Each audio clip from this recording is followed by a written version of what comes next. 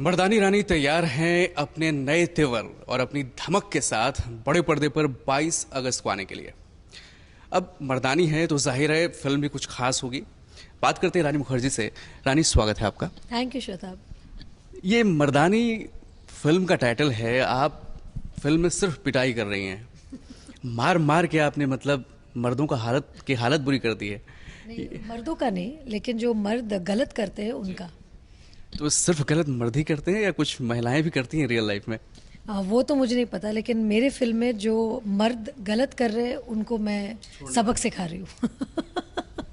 क्या ये मर्दानी जो फिल्म है, अब तक इस बारे में, टाइटल के बारे में बहुत चर्चा हुई, लेकिन फिल्म किस इशू को डील करती है, किससे संबंधित है? एक्चुअली जैसे मैं आपको कहूँ तो ये जो टाइटल है मर्दानी, ये रानी लक्ष्मीबाई ऑफ झांसी का जो एक पोएम था, खूब लड़ी मर्दानी वो तो झांसी वाली रानी थी। ये जो मर्दानी जो शब्द है, ये रानी ऑफ झांसी के लिए उनको ये दिया गया था क्योंकि उन्होंने बहुत ही निडर मतलब होके करेजियसली, ब्रेवली उन्होंने जो बैटल फील्ड में अपना हुनर दिखाया था और जिस तरह से वो लड़ी थी एकदम वॉरियर लाइक, तो उस वजह से उनको ये टाइटल दिया गया था। आज की जो मर्दानी है वो शिवानी शिवाजी रॉय है, जो एक क्राइम ब्रांच ऑफिसर है, और वो भी रानी ऑफ झांसी की तरह आज के ज़माने की मर्दानी है क्योंकि वो निडर होके वो हर दिन एक बैटल लड़ रही है और फेस कर रही है और लड़ रही है, और इस वजह से ये टाइटल जो है वहाँ से इंस्पायर होके हमारी फिल्म में चुना गया। और मैं बोलूँ तो ये जो आजकल जो हमारे देश में हो रहा है, जो आजकल हम हर दिन एक घिनौनी चीज़ हर दिन सुनते हैं, टीवी पे आ रहा है, न्यूज़पेपर में आ रहा है, और ये सब वाक्य जो है सचमुच में हो रहा है, ये कोई कहानी नहीं है, हकीकत है जो हो रही है। और हम जैसे लोगों में एक आक्रोश है, एक गुस्सा है, एक एंगर है जो हम एज सिविलियंस हम ज़्यादा कुछ कर नहीं सकते। सिर्फ एक न्यूज़पेपर आर्टिकल पढ़ के या न्यूज़ चैनल में खबर सुन के हम सिर्फ दुख प्रतीत कर सकते हैं या जता सकते हैं या बोल सकते हैं कि हमारे अंदर वो एंगर है, लेकिन इस एंगर को हम किस तरह एक पॉजिटिव वे में हम डाल सके सोसाइटी के लिए। एज एन आर्टिस्ट ये हमारी एक कोशिश है कि मर्दानी के थ्रू हम वो सारी औरतों के अंदर जो छुपी मर्दानी है वो जगाएं, ताकि आजकल जो हो रहा है हम उन्हें कह सके कि वो दिन गया जब हम चुप बैठ के हम सहेंगे चीज़ें, या वो दिन गया जब हम वेट करेंगे कि क्या लॉ पैदा हो रहा है इस चीज़ को रोकने के लिए। अब हमें हर चीज़ अपने हाथ में लेनी है। अब हमें हर चीज़ का एक डट के सामना करना है, जवाब देना है, और वो तभी हो सकता है जब हम एक सेल्फ डिफेंस फॉर्म हम सीखें, हम मार्शल आर्ट सीखें और अपने आप को हम एम्पावर करें। अब यही सवाल मैं आपसे पूछने वाला था। आपने अब तक जितने भी इवेंट्स हुए हैं उस बारे में आपने बहुत बार ये कहा कि महिलाओं को मार्शल आर्ट सीखनी चाहिए, लेकिन ये सिर्फ एक सीखना, एक तो डिफेंस का तरीका है जो सीखनी चाहिए, ये स्किल है, लेकिन क्या सोच में बदलाव की ज़रूरत नहीं है? क्योंकि जहाँ अपराध होते हैं, सोच जो है हम बैठ के डिबेट करते रहेंगे, हम इंटरव्यूज़ करते रहेंगे कि ये सोच बदलनी चाहिए, ये ऐसा होना चाहिए, वो ऐसा होना चाहिए, लेकिन ये सब करते करते हम बुढ़े हो जाएंगे, भूत बन के वापस आ जाएंगे, लेकिन ये डिबेट चलती रहेगी।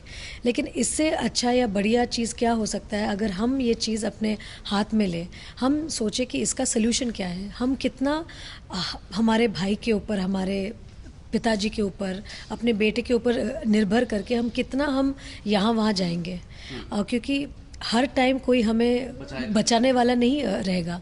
तो हमें अपने आप का आत्मरक्षण करना है, हमें अपने आप को बचाना है, और वो तभी हो सकता है जब हम अपना जो रिस्पॉन्सिबिलिटी है as a woman, as a self, जो हम सेल्फ डिफेंस सीखेंगे तो हम अपने को रक्षा कर सकते हैं। और अगर ये चीज़ हम अपने बच्चों को सिखाएं, जो 3 साल की उम्र वाले जो बच्चे हैं, अगर वो ये चीज़ सीखे तो 19 साल के बाद आप सोचिए वो बच्चा किस तरह से तैयार होके निकलेगा, और किसी की हिम्मत नहीं होगी ऐसे टाइप की औरतों को छेड़ने की। अगर मैं आपको एक एग्जाम्पल दूँ, कोई लड़का अगर जानेगा कि एक लेडी अफसर है, वो उसे छेड़ने की हिम्मत नहीं करेगा क्योंकि उसे पता है कि वो धो देंगी।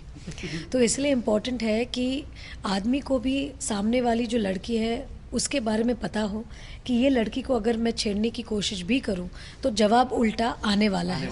मतलब चुप नहीं रहेंगे। नहीं रहेंगे क्योंकि मेरे ख्याल से ये जो लोगों का जो सोच है, या जो लोग ये सोचते हैं कि हम ये छेड़ सकते हैं, क्योंकि उनको लगता है कि जो सामने वाला है, कि सामने से ना कुछ रिएक्शन आने वाला है, ना वो लड़की आवाज़ उठाने वाली है, ना कुछ बोलने वाली है, तो हमारा फ्री है, हम कुछ भी बोलें।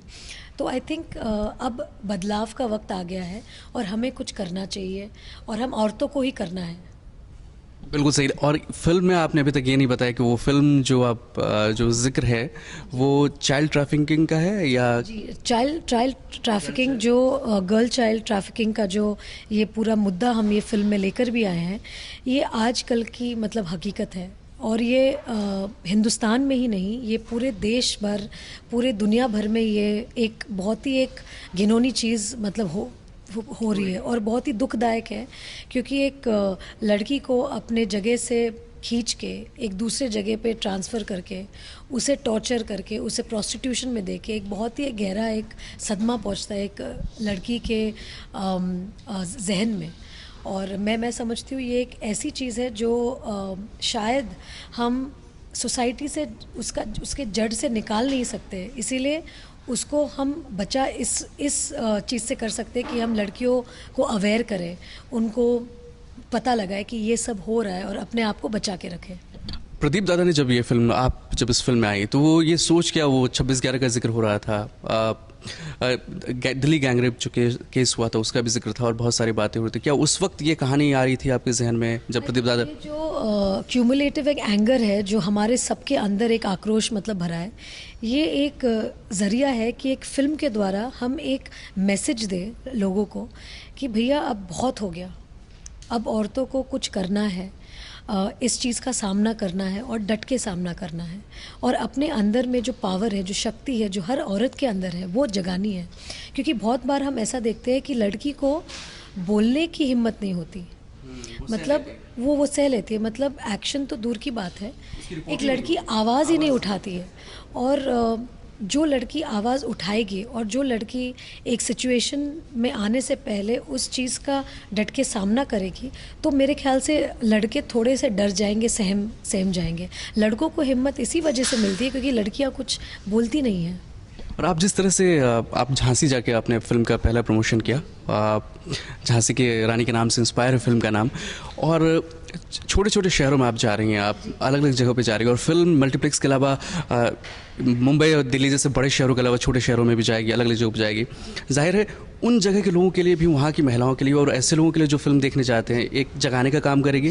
तभी आपने एंथम भी लॉन्च किया? जी, एंथम भी लॉन्च किया था क्योंकि हम बहुत कॉन्शियस थे कि अगर हम एक ऐसी पिक्चर बनाएं जो सिर्फ भाषण दे या लोगों को समझाए कि ऐसा होना चाहिए, वैसा होना चाहिए, तो लोग बोर हो जाते हैं। क्योंकि लोगों का मानना है कि फ़िल्म हम देखने आते हैं एंटरटेन होने के लिए। तो हम इस फिल्म के ज़रिए हम एक थ्रिलर फॉर्मेट में एक फ़िल्म पेश कर रहे हैं जो एक कहानी बताती है एक निडर अफसर की। चाइल्ड ट्रैफिकिंग का भी एक मतलब एक प्लॉट है, और उसके साथ जब आप ये फिल्म देख के बाहर आएंगे तो आपको एक ऐसा मैसेज भी मिलेगा कि अब बहुत हो गया, अब वो अंदर की जो मर्दानी है वो जगानी है। क्या बात है। मर्दानी को हम आपके तेवर देख रहे हैं पीछे पोस्टर में और ये पुलिस का जो ये लॉकअप का जो है वो मतलब आपसे ये भी कहना, जैसे आपने अभी एंथम का जिक्र किया, हमारा जो मर्दानी एंथम है ये एक बहुत ही एक शक्तिशाली एंथम है जो हर औरत ये कहेगी कि यार ये मेरी आवाज़ है, ये मेरे अंदर की आवाज़ है जो इस एंथम में है। और कौसर मुनीर जिसने इस पोएम को लिखा है, उनकी खुद की एक 12 साल की एक बेटी है। तो उन्होंने जब फिल्म देखी, उन्होंने फिल्म देखने के बाद इंस्पायर होके उन्होंने ये गाना लिखा है, क्योंकि उनको लगता है कि ये जो चीज़ें इस गाने में है वो हर लड़की की कहानी है, और एक हर लड़की अपने अंदर की आवाज़ और वो जो कहना चाहती है इस एंथम में है। 15 अगस्त देश स्वतंत्र है, एक और साल गिरा, एक और नई सुबह हर साल आती है। मैं बतौर महिला, बतौर कलाकार, आपको आज़ादी चाहिए तो किससे चाहिए?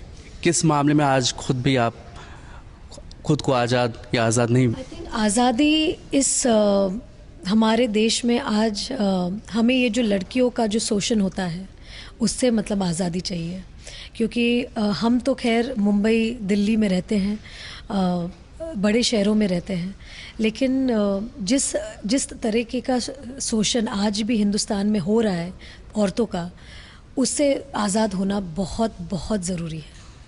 और आपकी जो मुहिम है मर्दानी के ज़रिए जो आप कर रही हैं, ये मुहिम सिर्फ एक फिल्म तक सीमित रह जाएगी या आपके कुछ और सहयोगी, हम नाम लेना चाहेंगे अक्षय कुमार और बाकी कलाकार जो लगातार बार बार मार्शल आर्ट्स सिखाने के माध्यम से सामने आते रहे, तो रानी ये कोशिश करेंगी आगे? जी, ये कोशिश मैं जारी रखूंगी और मौका मिलने पे जब भी मुझे ऐसी चीज़ों के लिए बुलाया जाएगा या एक आवाज़ उठाने को बोला जाएगा, मैं हमेशा साथ रहूंगी। क्योंकि ये फिल्म का प्रचार करते हुए मुझे ऐसा महसूस हो रहा है कि मैं सिर्फ फिल्म का प्रचार ही नहीं बल्कि एक ऐसी चीज़ के बारे में बात कर रही हूँ या एक ऐसी चीज़ के बारे में मेरी जो जितनी भी महिला फैंस हैं उनको मैं प्रेरित कर रही हूँ।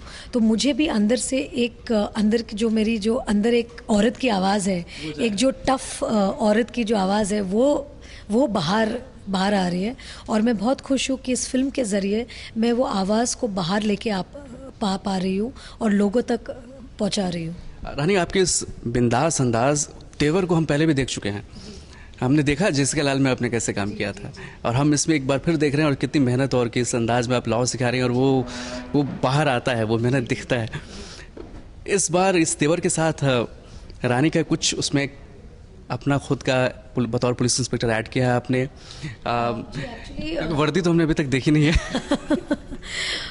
जैसे कि मैं क्राइम ब्रांच ऑफिसर प्ले कर रही हूँ, तो क्राइम ब्रांच में बेसिकली ऑफिसर्स जो है वो अंडर कवर काम करते हैं, इसलिए वर्दी नहीं है जी। और अंडर कवर काम करते हैं और उनका काम ही है कि वो ऐसे ऐसे जगहों पे जाए जब लोगों को पता नहीं चले कि पुलिस ऑफिसर पास है, और उनका काम यही होता है। और इस फिल्म के द्वारा हमने जितनी हम एक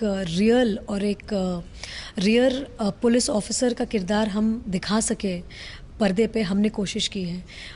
जितनी चीज़ें हमने रियल लाइफ से इस फिल्म में इंस्पायर होकर हमने रखा है, बहुत ही रियल है। जब आप फिल्म देखेंगे तो आपको लगेगा कि अच्छा, क्राइम ब्रांच का ऑफिस इस तरह से दिखता है, क्राइम ब्रांच के लोग इस तरह से होते हैं, और यही हम दिखाना चाह रहे हैं लोगों को और दर्शकों को कि इस तरह का काम ये करते हैं, इस तरह से वो रहते हैं और इस तरह से वो हैं।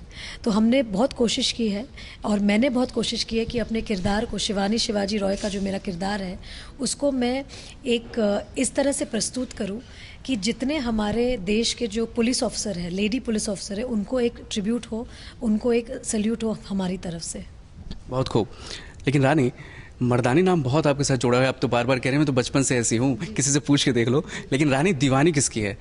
वो कुछ होता है कि जो रानी थे वो और दिलवाले दुल्हनिया ले जाएंगे, वो रानी दीवानी है किसकी है?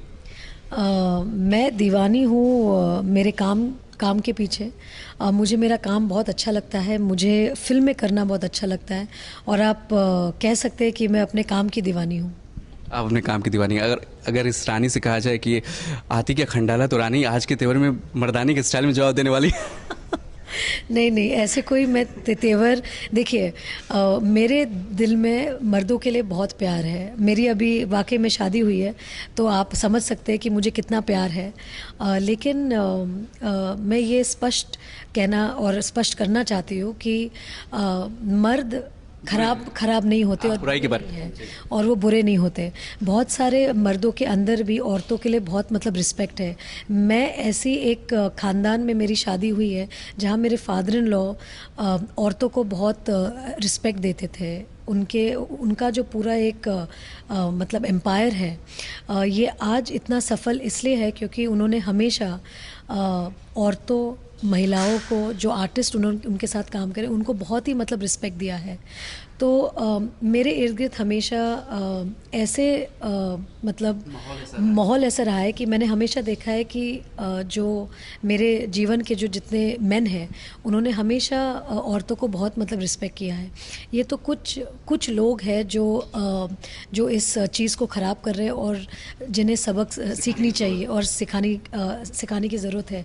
जैसे कि आज, जैसे मैं कहती हूँ कि हर इंसान के अंदर वो आग है, वो गुस्सा है, और मैंने कह रही हूँ कि सिर्फ औरतों के मन में वो गुस्सा है, कितने मर्द हैं जिनके सीने में वो गुस्सा है, जो वो बाहर नहीं ले आ पा रहे, क्योंकि वो भी सोचते हैं कि ऐसा क्या सिचुएशन होगा जो मर्द इस तरह का व्यवहार करते हैं और क्यों ऐसा करते हैं। तो मैं समझती हूँ कि मर्दों के लिए तो प्यार है ही है, लेकिन जो मर्द ये ठीक से नहीं समझते इस बात को कि औरतों को प्यार से जीता जाता है, ज़बरदस्ती से नहीं। क्या बात है। अब अभी शादी हुई है, शादी के बाद पहली फिल्म में, जाहिर है सवाल तो बनता है कि हम पूछें कि क्या कुछ बदला ज़िंदगी में। रानी खुश हैं, बहुत खुश हैं, मर्दानी बन के आ रही हैं पहली बार। नहीं, मैं इतना ही कहूँगी कि शादी के बाद एक चीज़ जो बदली है कि मुझे सब्जियाँ जितनी मार्केट में है उसकी समझ हो गई है। बहुत सारी सब्जियां आज मिलती हैं।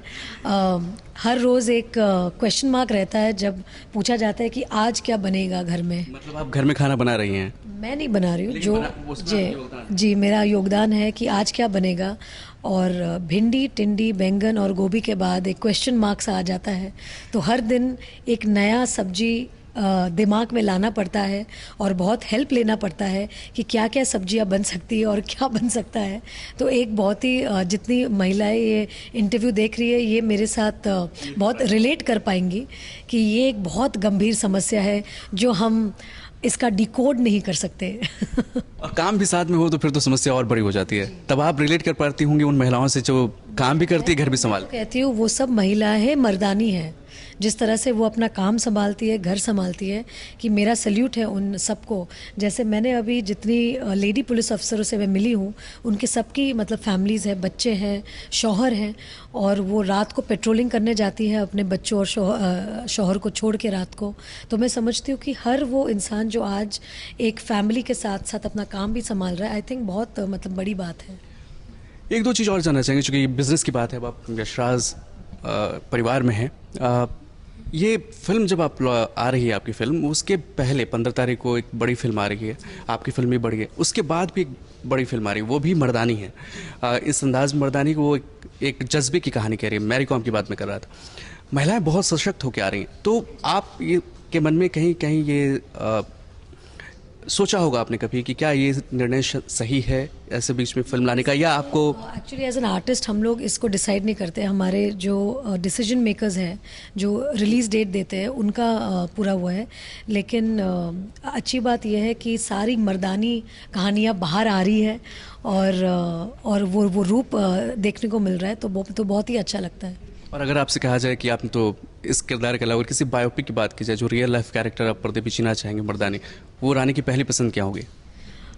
मेरी पसंद तो खैर बहुत सारी है, लेकिन अब हम सिर्फ मर्दानी पे टिके रहे तो बेटर है, क्योंकि मर्दानी का प्रचार कर रहे हैं। तो मेरे ख्याल से इस कैरेक्टर के साथ जिस तरह से मैं अभी पर्दे पे आने वाली हूँ 22 अगस्त को, मुझे बहुत खुशी हो रही है कि जैसे मैं आपसे पहले इंटरव्यू कर रही थी यूट्यूब पे, तो whether it's New Zealand, England, USA, Croatia, Peru, Brazil, Indonesia, Australia, हर जगह से मैंने अपने फ़ैन से बात की है और वो सब बहुत ईगर है ये फ़िल्म देखने को।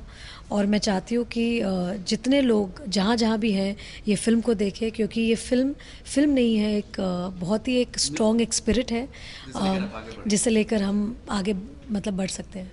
और आपकी कभी ये, अगर आप नाम ना बताना चाहें तो, कभी कोशिश होगी बायोपिक में काम करने की? आप चाहेंगी? मैं तो चाहूँगी। मैं हर वो कोशिश करती हूँ एज एन एक्टर कि मैं हर एक बार एक नया किरदार लेकर आऊँ, एक नए अंदाज में आऊँ। तो मेरी कोशिश ये रहेगी कि मेरी जो अगली फिल्म भी रहेगी उसमें मैं एक ऐसे किरदार के साथ आऊँ जो again it will be a interesting story to tell and interesting aspect of new life which I can portray. अब जब रानी एक दौर स्टारडम का और शुरुआत का आपने देखा है, जब आपने आमिर, शाहरुख सबके साथ काम किया, सलमान, तीनों के साथ काम किया, अब आप ऐसी भूमिकाएं कर रही हैं जो बहुत अपने आप में पावरफुल हैं, सिर्फ रोमांटिक ही नहीं है, बहुत पावरफुल भूमिका आप निभा रही। तो आगे आपकी जो प्लानिंग है करियर में, वो किस दिशा में आपको ले जाने के लिए कह रही है? अंदर की आवाज़ क्या कह रही है? बस अंदर की आवाज़ ये कह रही है कि अच्छा काम करते रहो, अच्छा काम आपको मतलब मिलेगा और आगे बढ़ते रहो। और उसके निर्देशन, प्रोडक्शन, प्रोड्यूसर, इस रूप में अभी आप कोई सोच है? अभी तो फिलहाल नहीं, लेकिन आगे का मुझे मतलब पता नहीं। और बतौर फिल्म, इस बार फिल्म के लिए आप जिस जगहों पर गई हैं, जो मार्केटिंग स्ट्रेटजी आपकी रही है, आप अपने कलाकारों में जिनके साथ काम किया, आपको सबसे अच्छा कौन लगता है जो कंटेंट के हिसाब से अपनी फिल्म को बेस्ट प्रमोट करता है? क्योंकि हर प्लेटफॉर्म पे आपने शाहरुख है, आमिर है, उन्होंने दोनों ने अपने फिल्मों के साथ बहुत अच्छी तरह से कंटेंट ड्रिवन प्रमोशन किया है। और जैसे कि अभी हम इस मर्दानी को लेकर भी हम भी चाह रहे हैं कि हम जितना हो सके हम इसे प्रचार करें। जैसे मैं बारामुल्ला भी गई, झांसी भी गई, अभी अहमदाबाद जा रही हूँ। अंबाजी टेम्पल जाने का बहुत शौक़ है मुझे, तो वहाँ भी हम जा रहे हैं। कलकत्ता जा रहे हैं, दिल्ली जा रहे हैं। तो हमारी कोशिश है कि हम जितना हम इस फिल्म को लेकर सब जगह जाए, जितना भी जाए उतना भी कम है। क्योंकि आज जिस तरीके से सब प्रचार करना मतलब शुरू हो गया है कि इतने सारे चैनल्स आ गए, इतने सारे डिजिटल मीडियम्स आ गए, तो बहुत सारे प्लेटफॉर्म्स हैं और बहुत ज़रूरी है कि टीवी के थ्रू, न्यूज़पेपर के थ्रू, इंटरनेट के थ्रू हम अपने फिल्म के बारे में लोगों को मतलब अवेयर करें कि सुनिए हमारी एक फ़िल्म आ रही है 22 अगस्त को। ये बहुत ज़रूरी हो गया है। लेकिन at the end of the day content is king. जो कहानी लोगों को पसंद आएगी प्रोमोज़ में वो देखने जाएंगे। और हमारा काम इतना ही है कि हम लोगों तक हमारी फ़िल्म मतलब पहुंचा दें। और आपने पोस्टर पे लिखा है एवरी वर्ड इज़ पर्सनल, तो इसमें आपने पर्सनली इसे लिया है कि मर्दानी को पर्सनली पहुंचाना है लोगों तक। एकदम। चलिए रानी, शुक्रिया हमसे बात करने के लिए और हमारी शुभकामनाएं आपकी फिल्म के लिए। मर्दानी हिट हो। Thank you Shweta, be very sweet. Thank you.